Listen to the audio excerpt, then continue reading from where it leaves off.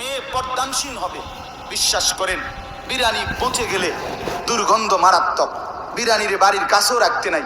বিরানি পচা গেলে, নারী যদি নষ্ট হয়ে যায়, নারী মেয়ে যদি চরিত্রহীন হয়, কোনো মহিলা যদি বেহায়া হয়, কোনো মহিলা যদি চরিত্রহীন হয়, খোদার কসম এটার দুর্গন্ধ, এটার ক্ষতিকর প্রভাব পুরা এলাকা, পুরা সমাজ ছড়ায় আছে। এই জন্য নারীর বিশুদ্ধতা, নারীর পবিত্রতা, নারীর চরিত্র, মেয়ের ইজ্জত, মেয়ের সম্ভ্রম, মেয়ের পর্দা, মেয়ের আখলাক খুব গুরুত্বপূর্ণ, খুব গুরুত্বপূর্ণ, খুব গুরুত্বপূর্ণ, খুব গুরুত্বপূর্ণ।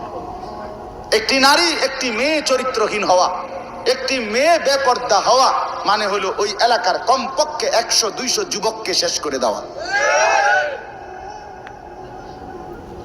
এই জন্য এটা মেয়েদেরকে দিন শেখান, মেয়েদেরকে দিন শেখান, মেয়েদেরকে পর্দা শিখান, মেয়েদেরকে আখলাক শিখান, আল্লাহর কোরআন পড়তে শিখান, রাসূলুল্লাহর সুন্নাত শিখান, 5 ওয়াক্ত নামাজ শিখান।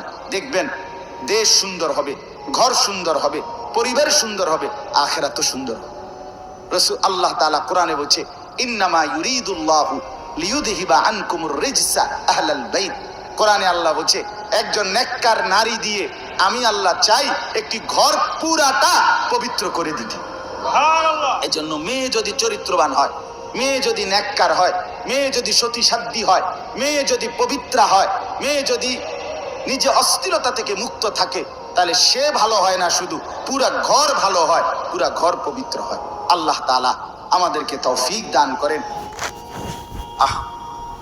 অসংখ্য বাবা চাচা মুরব্বী, তারা তাদের শেষ বয়সটা চা দোকানে সরাসরি এমনি লিজ দিয়ে দিছে বেটাকে, যে ধরে আমার হায়াত আর যে দূর বাকি এটা তোরে দিয়ে দিলাম, তুই কইলে ঘরে যামু, নাইলে যাইতাম না। তুই যদি টিভি বন্ধ করস তাইলে যামুগা, নাইলে তুই চালাইলে আমি আছি। এই অধপতনের সীমা কোথায়? এই চরিত্রহীনতার সীমা কোথায়? 30 বছর 20 বছর ধরে মুসলমানের ঘরে একটানা প্রতিদিন রঙিন টেলিভিশন চলতেছে। আপনার ঘরে স্ত্রী, ছেলে, মেয়ে, নাচ, গান, জিনা, ব্যভিচার, নাটক, সিনেমা, হিন্দি সিরিয়াল ঘন্টার পর ঘন্টা দেখতেছে। রাত বাজে 12টা, রাত বাজে 1টা, বউ বাচ্চা দেখতেছে নাটক, সিনেমা। আমার বাপ, এই ফ্যামিলির এই অধপতনের শেষ সীমা কোথায়? এরা কখন থামবে?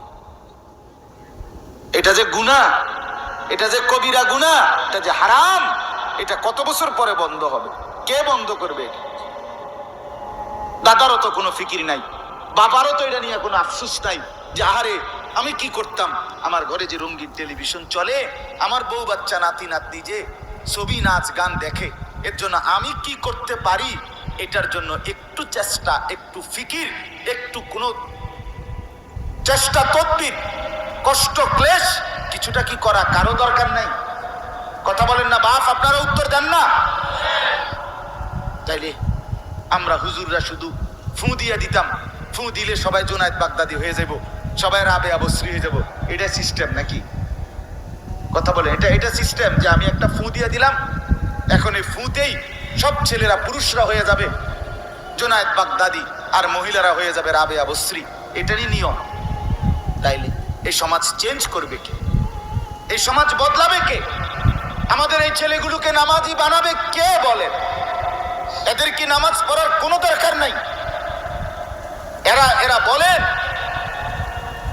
18 বছরের ছেলেটাকে বুকে জড়িয়ে বলেন, রে বাপ, ওই তোর দাদা বুড়া হয়েছে দেখে তুই মনে করিস না তুই বুড়া হবি না রে বাপ। কোরআনে আল্লাহ বলছে, আমি সবাইকে বুড়া বানাই না।